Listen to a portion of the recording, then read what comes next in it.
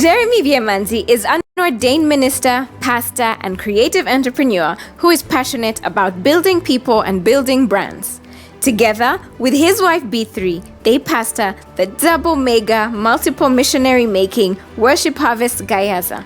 They are also the network leaders of the High Flyers Network, overseeing 10 churches. Jeremy is the founder and creative director of Fervent Creative Studios, a boutique marketing agency based in Kampala, Uganda, and the co-founder of Nomad Advertising Limited. Jeremy is a certified coach, speaker, and trainer with Maxwell Leadership and a certified straightforward financial growth coach. He has authored 2 books, Man on Top and Rated PG for Personal Growth. Jeremy is married with 4 daughters, Nandi, Soraya, Karabo, and Irembo. Put your hands together and welcome Pastor Jeremy.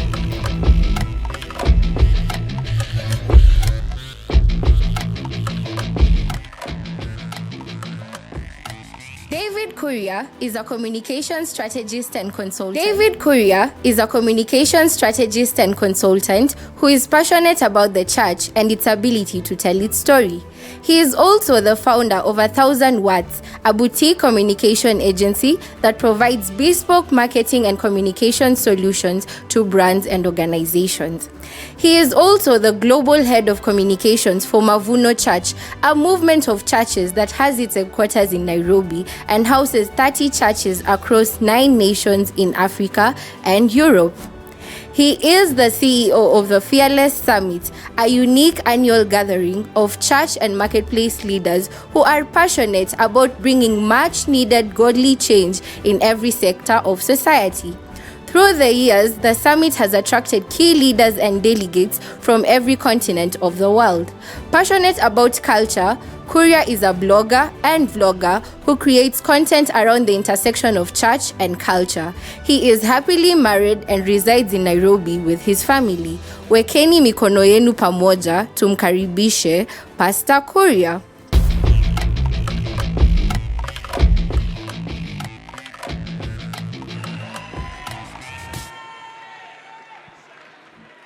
You are welcome. Thank you so much for the welcome. Was that for me? Please, you may take your seats.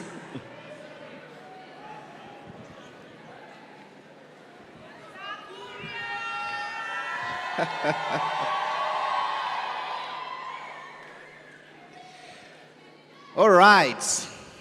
How has it been so far? Are you having a great time? So this morning we are very privileged to be speaking to Pastor David Kuria. Yeah. And you know, I'm a big fan of yours, by the way, you know. One of the people that inspires me a lot in the media space is Pastor Kuria here.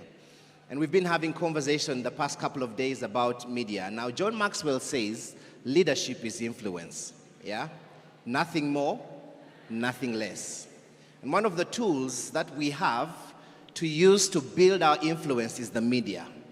But unfortunately, many Christians, especially Christian leaders, do not use the media well or don't even have a vision or a plan for the media. And so today with Pastor David, we're going to be speaking about the media and just sharing with you a little bit of what some other people out there are doing with the media and how you too can grow your influence. Over to you. Good morning. You guys have given me such a good, warm welcome and you don't know who I am. I am so grateful. I am so grateful. But I am so glad to be here. I'm so glad. I've been looking forward to coming up more. Thank you so much for the invitation to all your leaders.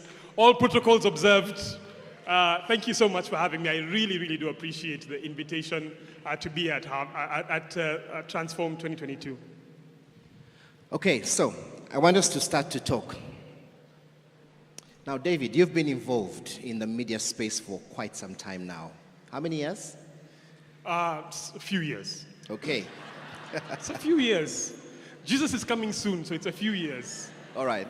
So tell us, what role do you think the media plays in creating perception, controlling the narrative, you know? All right, well, first maybe just define when we talk media, we're talking broadcast media, which is television and radio. We're talking publishing. We are talking digital media. We are talking advertising and public relations. All of that, is what we're referring to when we speak about media. Media is, without a doubt, by far the most useful tool I think that's ever been created that helps with telling stories, sharing narratives, and shaping perceptions. Nothing shapes our perceptions more than media. Many of us think that the decisions that we make are our own decisions, that we are independent thinkers. Yeah. But the media impacts us so significantly. How many people here own a pair of blue jeans? Blue jeans is swag. Several pairs. Ever ask yourself, why blue jeans? Why not red jeans? Why not purple jeans? Why not indigo jeans? Someone somewhere determined on our behalf, and we sit thinking that we are independent, making decisions for ourselves, yet many of them have been made for us. If you have anyone here with an Android phone, those are decisions that are made in advance on our behalf, and that media uses, that the owners of media use to begin to shape our thinking and shape our perception. I'll give a couple of examples. Okay. Which is the boy's color? Which is the girl's color? It's fascinating that before the 50s, red was the boy's color. And it's through the 40s and 50s and advertising in that season that it actually swapped, and blue became the boy's color and red and pink became the girls' colors. Do you think you make your own decisions? The media makes a lot of decisions on our behalf. When we think about, for instance, standards of beauty, again, we look and we think we've made the decisions. But media has, in many ways, influenced the way that we think. It's interesting in our context, where we have darker skin, the standard of beauty is light skin. And why is that? It's so that you're able to purchase light skin products. Wow. But when you go into other contexts, the standard of beauty becomes darker skin. And that's why people are tanning and doing things like that. And I can see some people nodding in the front row, and it's absolutely true. Those are some of those things. So they actually believe the standard of beauty is darker skin. Absolutely. Those are some of the examples. Think about when you go visit somebody who's sick in hospital. You take to them Ribena and Lucozade. Do you do that here? Do you know how incredibly unhealthy those drinks are? And how much they are filled with sugar that those people should not. What you're taking to them is poison. It's really what you're taking. But again, it's been packaged for us. It's been sold to us as these are the things that we should be taking. I think anyone here who has kids who watches, for instance, Dave and Ava. Anyone know the cartoon Dave and Ava? It's a kids cartoon like Coco Melon. You know Coco Melon? Yeah, Coco Melon, yes. All right. That's popular here. Very similar to that. Dave and Ava is very interesting. Do we have a picture of that? I don't know whether the yes, guys we actually slides do. We have some slides. That. But it's really interesting with Dave and Ava because it's about Dave and Ava, two little kids who are light-skinned kids. And it's interesting that the dark-skinned kid in Dave and Ava are monkeys. And there's been a huge hue and cry about this. It's a really, really popular kids cartoon. You can look it up on YouTube. And your kids can begin to consume this. And what happens? Narratives begin to be shaped by it. But then there's digital media as well. Now, digital media, the good thing about it's been on the forefront of pushing many causes. If you think about causes like the Me Too movement. Black Lives Matter. Black Lives Matter. In Kenya, we have the My Dress, My Choice. Again, all of those are pushed very strongly through the media. And the final thing that I'll say about media and its power, and what's happening is that digital media in particular has been really interesting for us in the past couple of decades. Because what digital media has done is digital media has flattened media ownership completely. Yeah. And what that means is it gives us access to what is called owned media. And now many of us in our pockets actually have owned media that we own ourselves, that we are in complete control of. And one of the interesting stories I was sharing with him earlier was how, now you'll bear with me, some of my examples may be Kenyan examples. Is that okay? Yeah, that's Is that fine. okay? I think the idea is to get the principle out of it, if that's okay. Yeah, that's okay.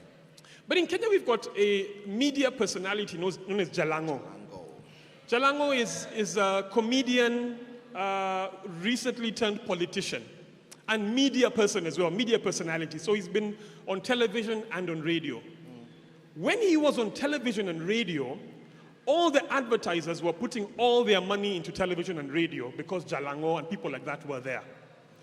Then he began to understand his value because of owned media, and he exited that space, and he created his own media using tools that are available to everybody in this room. Social media, YouTube, and the advertisers are now not going to the television stations, they're going to him. And he's beginning to compete with what we've known as mainstream and traditional media and broadcast media as a result. So it just shows, I think, the power of media, and more recently the power of that's within digital media. Okay.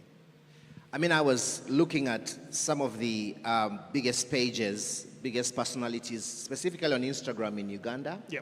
And we have an artist called Eddie Kenzo. Yes. Yeah.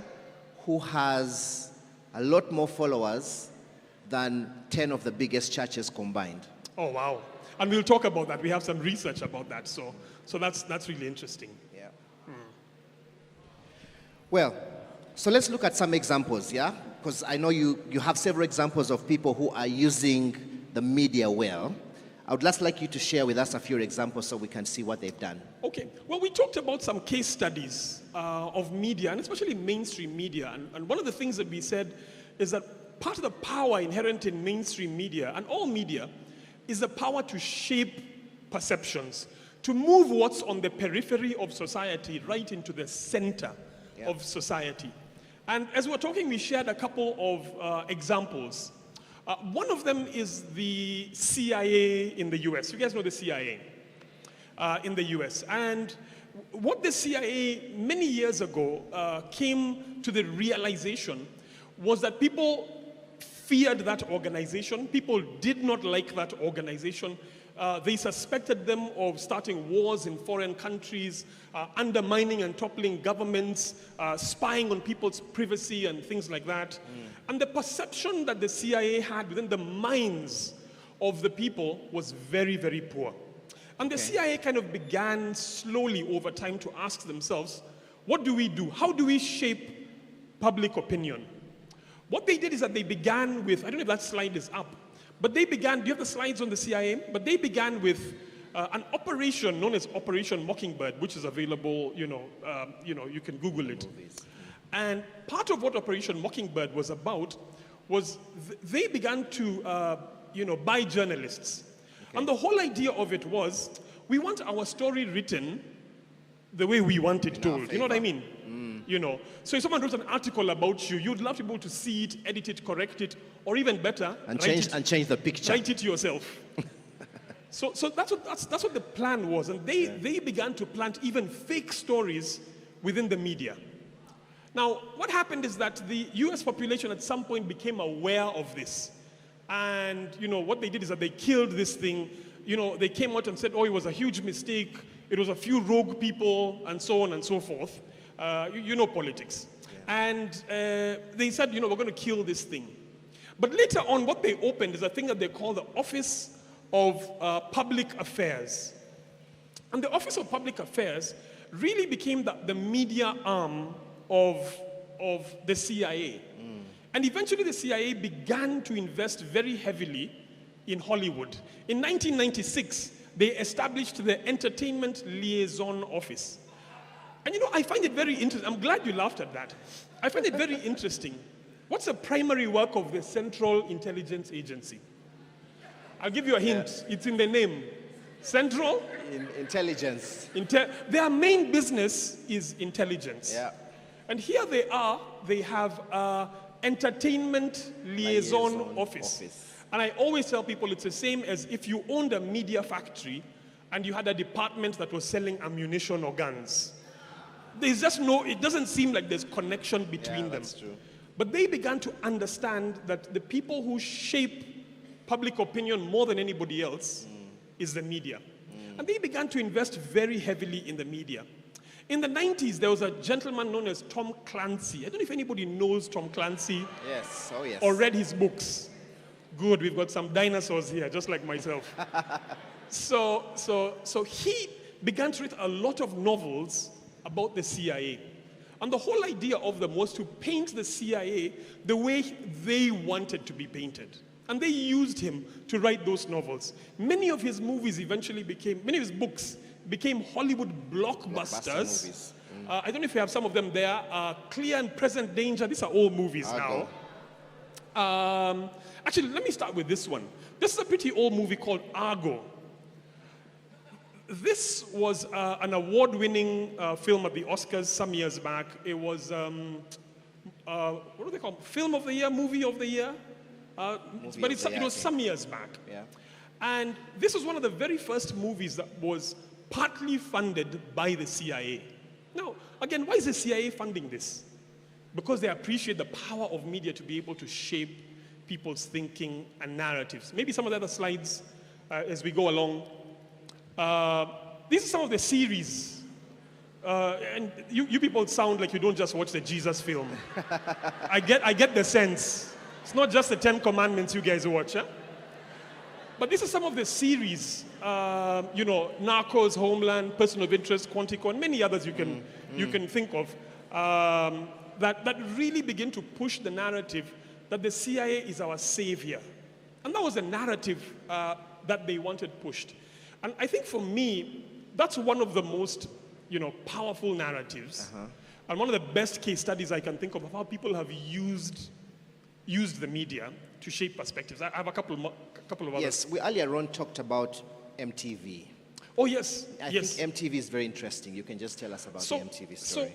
MTV is one of those that I find really, really interesting. And MTV was I guess still is a media channel. And the thing I find interesting about MTV is that, must have been in the 80s or the 90s. In the 80s, what MTV did is that MTV owners sat in a room somewhere. And they asked themselves, who are we and what are we about? What's going to be and I love what's going to be our vision? Yeah. What are we going to be about? Yeah. And what they said is that the tagline they came with was to own the youth of America. That was their vision. They were going to own the youth of America. And we're going to tell them what to wear. We're going to tell them, in terms of what's cool, so it won't be red jeans, it will be blue jeans. We're going to tell them what's cool, what's hip, what music they like, what music they don't. That was someone's intention. How to fix their hair. How to fix their hair, all of that. And why I find this such an interesting illustration is because, we talk about the different names given to the different generations. Now we're in generation Z. There'll be generation Alpha. There's all these different generations.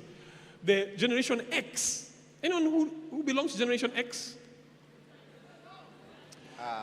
That's if you are born around the 80s. People don't want to show their age. It's okay. Put your hands down. It's fine. What'd you say? But the idea is the generation that was in the 80s eventually became known as the MTV generation. How incredible is that? We just look at the people sitting next to you. Just look at them and say, what if we sat and we agreed? What if we determined for ourselves what the next generation looks like? That's incredible. And that for me is a really, really powerful one. It's a big vision. So there's that. And there's many other illustrations of how people have used the media. There's one I like to refer to in a documentary known as Merchants of Doubt. Merchants of Doubt is a documentary you can find available. It's actually on YouTube. The whole documentary is on YouTube. Yeah. It's a fascinating documentary. Please write it down, go look for it, go watch it. It talks about how the tobacco industry, climate change, and asbestos industries, how they manipulated people through media to be able to tell their story. You know, tobacco, for instance, it talks about how at some point the world began to understand that tobacco was dangerous. And the tobacco industry was making billions of dollars from it. So what do you do? And the research is coming out. They began to create their own research. They began to engage their own media people. And the idea was to begin to flood the media with their narrative. So there's a counter narrative. And the idea was just to create a little bit of doubt. So if you get a report that says tobacco is bad, they need a counter report that all it needs to do for you is ask yourself, really? Is it really that Is it bad? really that bad? That's all they wanted to do. And with that, they created enough gap for them. So it's a really good documentary. But my point in all of this is that there are different organizations through the years who have really leveraged the media extremely, extremely well to be able to shape narratives and change perceptions. So let's bring it to the church. I would like to think that there are some churches that are doing really well with the media. Could you just share with us some examples? I think so. I think around the world there are many churches who have done a great job. You know, for me, the one that always comes to mind is Hillsong. Hillsong, I think from many years ago, what they were able to do through their use of media was to grow an international brand before they ever set foot in any other country. And that their brand went before them. That's true. And what happened? It became such a powerful brand that if Hillsong set foot in your country, you knew them. If you came into their service, you know their songs. And they write their own songs. They don't sing other people's. Yeah. But you know their songs. And you know their culture. And I think that they began to learn how to leverage media in a way that I see few before them were able to do. And I think there are many other examples. I always credit a church that's in Kenya called CITAM. CITAM began to invest in what they call CITAM Church Online.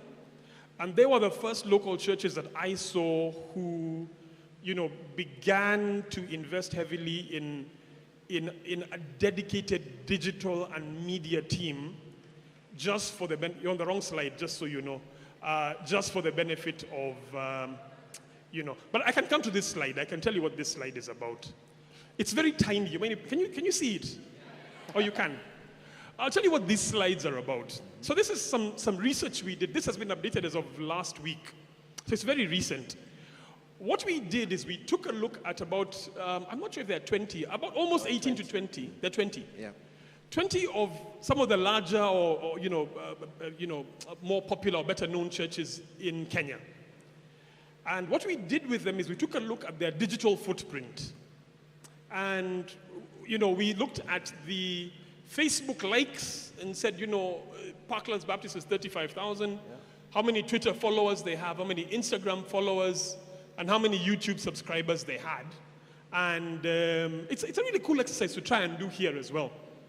And we aggregated the totals, before you go to the next slide, we aggregated the totals at the bottom to say, you know, on Facebook, these churches have about 466,000 total likes on social media. And you know, what's interesting, whenever I show this slide in Kenya, is everyone looks for their church. Of course. And, you know, if your church is the one that has, you know, the highest following, you pat yourself on the back, isn't it? Yeah, you think to yourself, oh man, us guys are doing such an incredible job. Yeah. However, someone say however. However, moreover. Otherwise,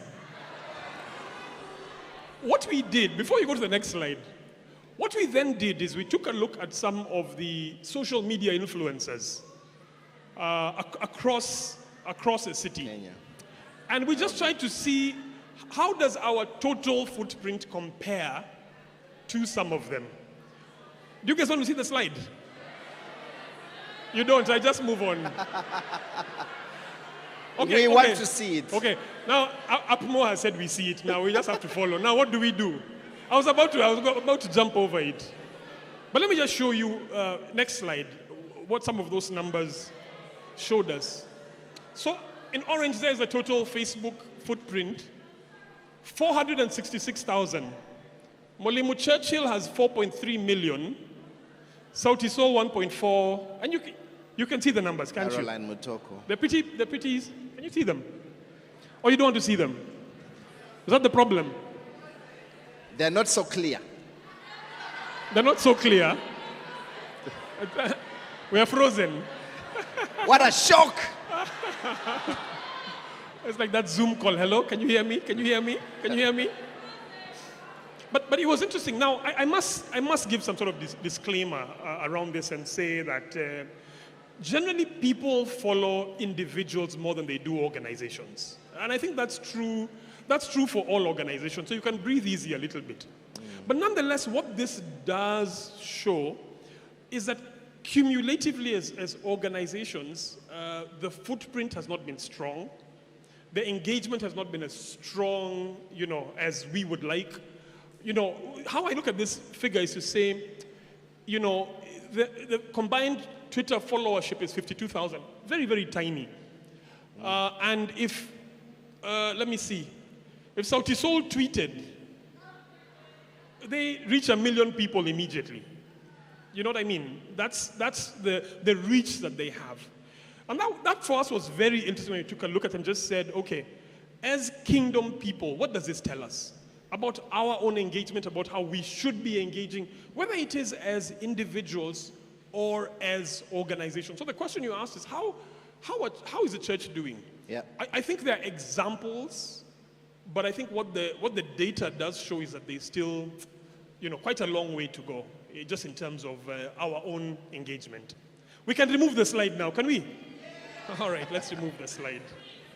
When you talk about Twitter, I was just thinking about Elon Musk's tweet when he was asking whether he should buy Twitter. Oh, yes, absolutely. And how much influence he has just with a tweet. Absolutely. That cost him nothing. Let me just share one more story just regarding the church that I just find such an interesting narrative. I don't know what the relationship of society to church is like in the context here in Uganda. In Kenya, what I hear a lot when I'm on social media, when I'm in mainstream media and so on and so forth, is I hear people say churches should be regulated. Churches should be taxed. I hear many people saying churches don't have impact. Is that a narrative you hear here at all? Okay. But that's a narrative that I hear often. I remember in Rwanda a couple of years ago when they shut down churches. I don't know if you know about that. Many churches were shut down. And, many people got onto social media in our context saying they should do the same thing here in Kenya. Because the church has become political, the church this, the church that. And it's interesting when you scratch the surface a little bit to see what the impact of the church, even in Kenya, has been like. As of a couple of years ago, the Catholic Church alone, just as the Catholic Church, owned and operated 33% of all primary and secondary schools in Kenya. Wow. A third of all schools, as of a couple of years ago, a third of all schools. What that tells you is the education sector is absolutely reliant on this pillar called the church. And that if the church shut down primary schools, high schools, even universities, and I'm sure this is the case across many sub-Saharan nations, the church has invested significantly in education.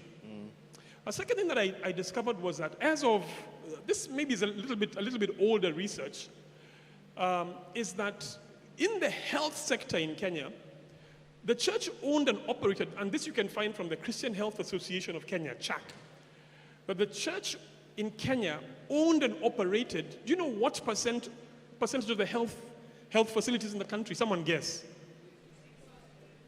49%. As of some years back, what that meant is the church was almost matching the government shilling for shilling in terms of investment over the people. And the reason I found this statistics interesting is to say, when I listen to what people say about the church, And when I look at the reality of the engagement and the investment of the church, there seems to be a disconnect somewhere. And my narrative and what I've come to believe is that I think as church we've done a poor job of leveraging media to tell our story. The people don't know the story. And I always say, if I came into Worship Harvest and I said, you know what, I want to capture as many stories as I can of individual people impacting and influencing their world. Do you think I'd find some stories? Oh, yes. Do you think I'd find some good stories? Very many good stories. And yes. I think the idea is, how do we begin to invest in telling our stories in a way that tells the world? In a way that tells the world and tells our narrative the way that we would like it to be told. So that's how I process the church and kind of like our engagement in media. So let me bring it down to the leader here. Okay. Yeah? That's thoroughly convinced by everything we've been talking about. Yeah? And I want to go and start tonight. How do I start? Okay. First, let me just show some statistics. Can I do that? Hopefully those are up. I have some statistics both on Kenya and on Uganda. As of 2021, and this is digital, because why I like to focus on digital is because when you say start today, I don't know how many people here are going to go and buy a TV station tonight. I'm not. Just look at the person next to you, see if they have the capacity to do that tonight, if their bank account allows them. But digital media allows us, as I said earlier. Or how many people are going to watch the news on their TVs tonight? And digital media allows us the opportunity to have what I called earlier on owned media. Media that we own ourselves, and we become media owners. So I like to focus on digital media. What this says is that the population in Kenya is 54.3 million. Of the 54 million, 59.2 million have mobile connections. What does that mean? It just means people have more than one connection. So there's a 108% penetration in a sense. Internet users as of last year are 21 million out of the 54, which is 40%. And the active social media users are about 11 million. So about 20% of the population is actively using digital media. On the next slide, what we have there are some, as of February this year, some of the essential numbers in Uganda. Population of 47.7 million. 27.6 million of them have mobile connections. You know, that's 57% of the population. What's our biggest social media platform? Facebook. What's our biggest social media platform? It's Facebook. It's WhatsApp. Oh, the digital one. Yeah, on the it's phone, WhatsApp. no? It's Yeah, our WhatsApp. biggest social media platform. It means that almost 60%, have mobile connections. You have 13 million internet users and about 2.8 million active social media users. Now, this is interesting because what this means is that the numbers are trending upwards. If you invite me in 5 years' time, the numbers will be definitely, without a doubt, are trending upwards. Yes. Which means the idea is there's great opportunity to be engaged in digital media. I'll give you a couple more numbers. Now, again, bear with me. Many of mine are Kenyan numbers. They say in Kenya, the average adult spends an average of 3 hours, 42 minutes daily on social media. And the average Kenyan has 7.8 social media accounts. What that means is you may have a Facebook account for yourself, you may have one for your business. You may have a Twitter account, you may have a TikTok account or whatever it is. You may be on LinkedIn, be on WhatsApp, and all of these. That's just to give us some sort of just context to the conversation in terms of what the numbers are like and how they are trending. But just in terms of some practical things, if you're a leader, the first thing is what these numbers tell you is don't assume media at all. When you're developing your strategy, media can no longer be peripheral to your strategy. And it doesn't matter whether you are selling mangoes or whether you're in real estate or whether you're in the church sector. Yeah. The point of it is, what the numbers tell you is that media has become so intertwined in our lives that you can no longer think of it as a peripheral thing. And especially when it comes to digital media, that it must be completely at the center of any of your strategy. It must be a tactic at the center of any of your strategy. I think that's the very, very, very basic thing to do. But I think there are other practical things that we can begin to do. So let's say, for instance, I'm a leader here and I am in real estate. Okay. For instance, one of the things that digital media allows you to do very easily, more than in any other generation, is to develop what's called thought leadership. Very easily. And what this means is, if I begin using these social media sites that are called microblogging sites, like Facebook, and every day I begin tweeting about the same thing. Every day I begin writing about the same thing. Every day I begin commenting and putting my thoughts and developing content around the same thing. What begins to happen is people begin to identify you as a thought leader in that particular space.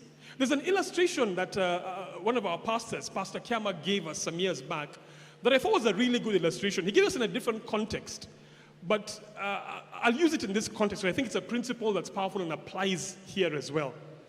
You know, the idea here is that many of us, when we get on social media, I am about one thing. I know who I am and what I am about. But when I'm on social media, nobody knows that because I'm tweeting and writing about everything under the sun.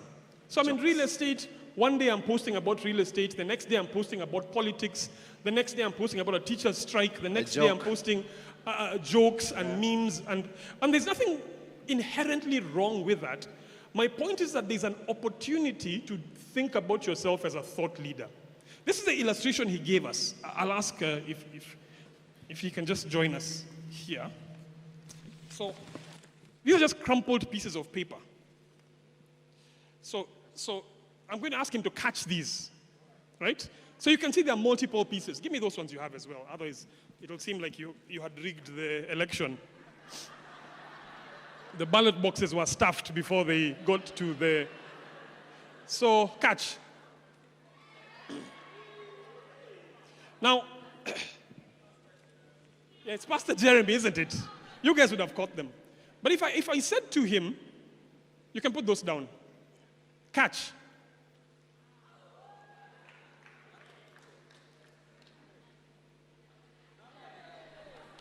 I hope you see the illustration here. I can stop. I can move on to the next point. Huh? But the point of it is, social media allows you the opportunity to develop thought leadership. But we are aimless in our use of social media, more often than not. We don't take advantage of the opportunity it presents to say, this is who I am, this is my vision, this is what I'm about. I have a good friend of mine, some of the Kenyans may know him, called Joram Winamo. He's always talking about SMEs, always talking about them. What does that do? I can see people nodding, the ones who know him. That means he begins to be invited onto media panels. Yep. He begins to be asked to write opinion pieces. Yep. In different spaces. And I think that's the idea, is to ask ourselves, firstly, who am I? What am I about? If in my use of digital media, can anyone tell who I am, what I am about, and what it is that I am passionate about? Digital media is easy. It allows you the opportunity to position yourself, in that area. So that's one of the things. I think another thing is, I found it's a very interesting statistic, and I'm not sure if the media guys have it, is, especially for those who are in business, I think we completely underestimate the value of digital spend or media buying. Media buying now, for those who've been in advertising, I know you've been in that world, was a very complex thing that agencies did. Today it just really means, listen, if I'm selling my honey, I can put it on social media and I can put $5 on it. And that $5 multiplies my reach so significantly. Statistic I found was that in the US, in 2020, digital spend made up, this is 2020 and I'm sure it's grown significantly, Digital spend made up 51% of all advertising money that was spent. 51% was now being spent in the digital space. What this means is that Coke began to understand we can make all these big budget ads. We can have billboards all over the country. We can do these expensive jingles. Yeah. But they began to realize the power of putting their, and they are still, I'm not saying they're not doing it, they still are, but they're beginning to put their resources into digital. Like, it begins to tell me if they have seen something and they've been at this game for a long time, what should I be doing? How should I be responding to that? So, media spend is one of those things where you can say, if you want to start today and say, I'm selling my mangoes, I just want to increase my spend by putting $5 on an ad and just see what happens as a result. So those are some of the things. Another thing that I find interesting is right now there's an incredible amount of knowledge available on the internet that can train you, your team, and your staff in terms of their media and their media engagement. Whether you're talking about engaging in broadcast media, whether you're talking about writing for publications, whether you're talking about how do I engage in the digital space, the amount of information that's available at our fingertips at very low to no cost at all is incredible. There are many online platforms. Udemy. You guys know Coursera. Udemy? You just UDEMY. Coursera. After the Fearless Summit in Nairobi, I signed up. I have no experience in any of this, but I signed up for a screenwriter's course on Udemy, and it cost me $30. Wow. And it's like a 15-week course. And these things are extremely useful. They're at our fingertips that teach us how do we begin to engage with media well. So Udemy, Coursera, YouTube University. that many of us are graduates of. You have diplomas and PhDs, Google and spaces like that. So media training, media spend, developing thought leadership, but then also just looking out for data and just seeing what does data tell you about how to engage in the digital space. Let me show you one statistic I found interesting. I don't know if you have that. Just keep going. I'll tell you when to stop. Just keep going. Just keep going. Keep going. I don't think that's the one. One after that? Oh, am I looking at different things?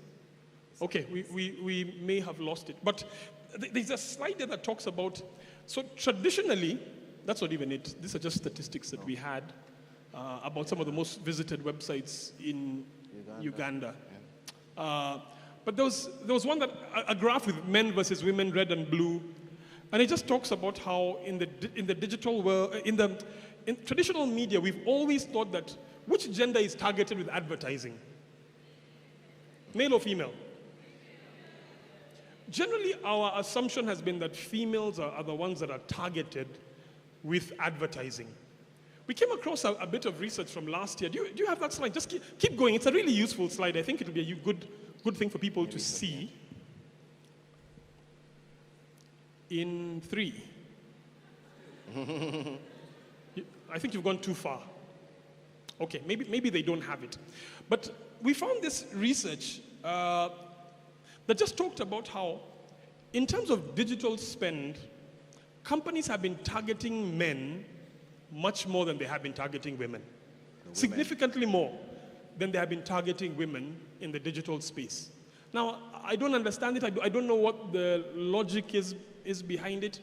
But one of the things I learned about engaging in the digital space is kill all your assumptions. Assume you know nothing. Look for data and be driven by the data only. Let the data be the only thing that determines how it is that you engage, how you engage in the media space. So you're selling your mangoes, and you're assuming that the people who will buy them are in this particular area. Kill all your assumptions. And the good thing about the internet is that there's so much knowledge and so much research available to be able to tell us. But maybe the place even I should have started was saying that one of the things that we must we must be able to do and start immediately is invest in as many social media platforms as you possibly can. Invest, it's a difficult thing because people feel like there are so many of them. The one that's exploding in the world right now is TikTok. Is TikTok. How many people here have a TikTok account? And especially if you're in leadership and part of who you're trying to reach is the next generation, this is what I was saying about kill your assumptions. Look at what the data is telling you. The data will tell you, this is where, in a sense, things are trending towards. So those are some of the things that at least top of mind I would mention. And the interesting thing is that the data is available and it's not too expensive to access. One of the things Abmo talked about is vision. And so many people, leaders, don't have a vision for their media and how they can use media to grow their influence. I'd like us to just talk about the gospel, yeah? Because I believe Jesus is the biggest brand ever, okay? Now, if I am into cars, I'm running a social media page and I talk about cars, and I'm a believer, and I want to tweet about Jesus, do I put him in a car? How do I do that? Sorry, just ask me the question again. I got blown away by your comment about Jesus being the biggest brand ever. So we talked about being single-minded and focused and, thought leadership. I'm into branding and advertising, yeah? And I want to tweet and talk about that a lot. But I'm also a believer, and I want to share a scripture in the morning. I want to share a poster from my church to invite people for an event. How do I do that? You know, one of the things I find extremely curious about Christian people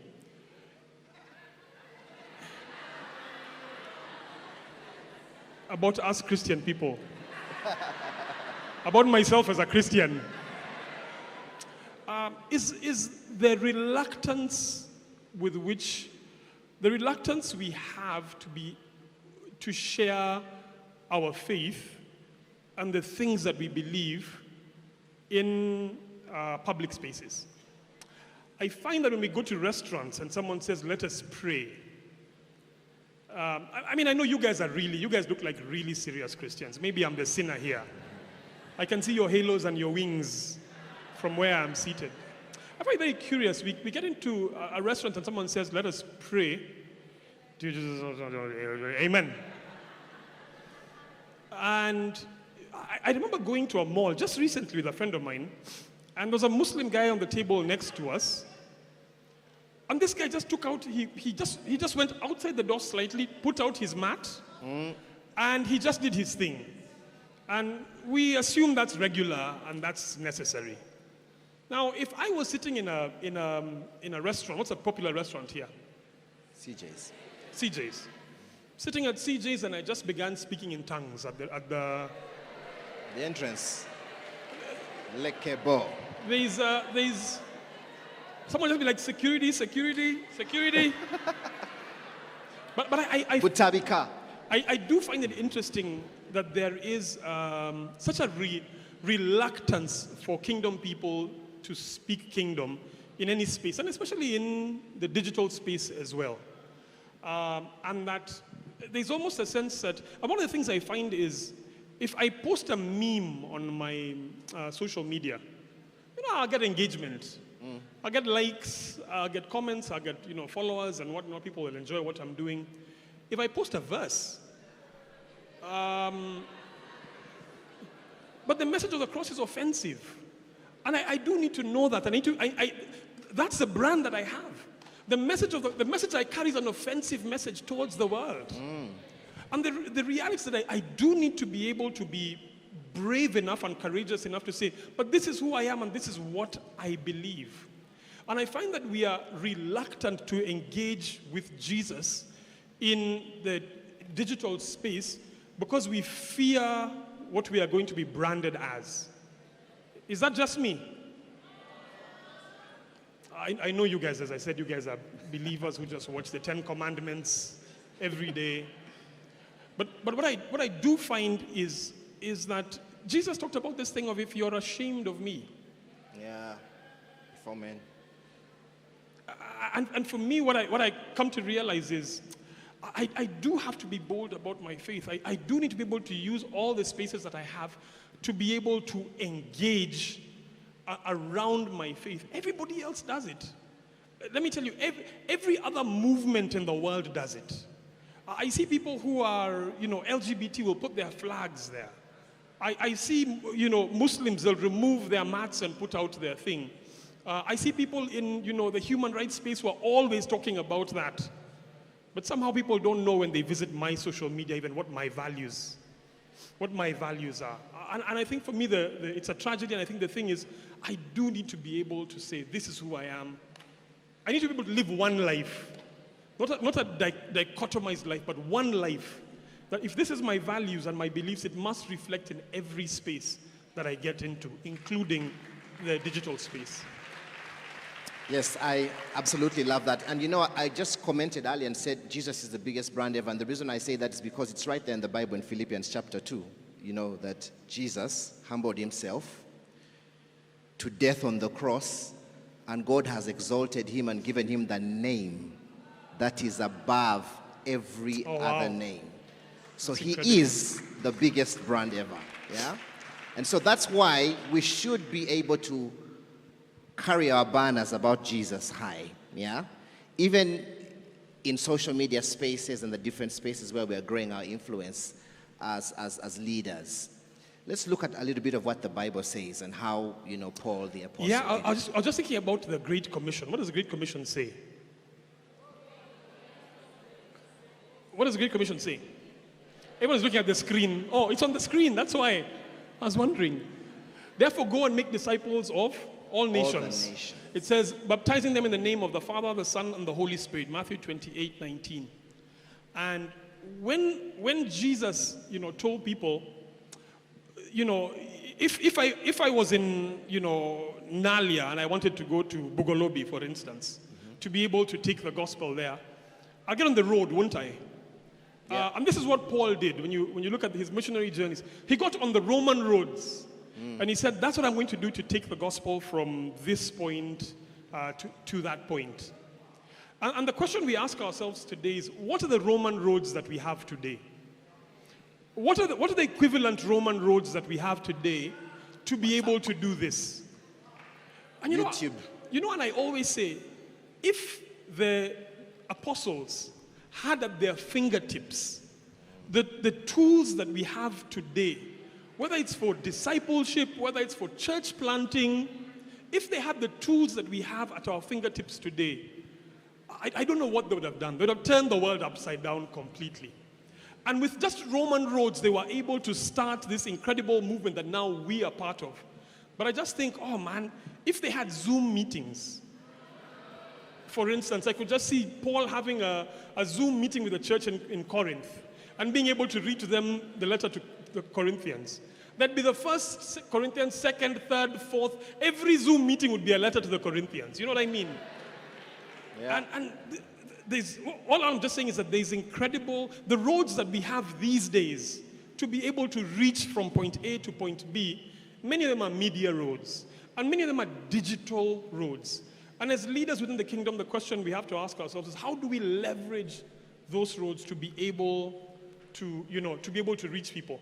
I like to think about a second passage of scripture, and it's the parable. One of my favorite parables is the parable of the shrewd manager. Do you guys know that parable? It's one of those very curious parables. I always ask, I wonder why this is in scripture. Parable of the shrewd manager is in Luke 16, I think. And the idea here is that there's a manager. He discovers he's about to be sacked. He's about to be fired from his job. And what does he do? And what he does is he goes and looks out for people who owe the manager money. And he says to them, Pastor Jeremy, you owe up more 1 million UGX. Okay. Let's make that 300,000. And he goes to someone else and he says, you owe this much, let's half that. You owe this much, let's make it a quarter of that. And what eventually happens is when he gets sacked, what has he done? Has made friends. Oh man, he's made some incredible, incredible friends. And Jesus commends this guy. And it's interesting for me, he doesn't commend him for being crooked. He's trying to say, here's a guy who is smart. Yeah. Here's a guy who is shrewd in his dealings. And for me, I think how I like to think about that is, how shrewd are we? How shrewd are we with the tools that are in our hands, with, whether it's the digital tools that are at our disposal? Yep. How shrewd are we as kingdom people, as leaders, just as believers, to be able to use those tools? And I always say, if we're not speaking to today's generation in today's language, we are the only ones who aren't. Well, you can start by tweeting and chatting and sharing something on your social media about Transform. You can actually share the link and invite people to watch Transform 2022. Give it up for Pastor David Kuria, ladies and gentlemen.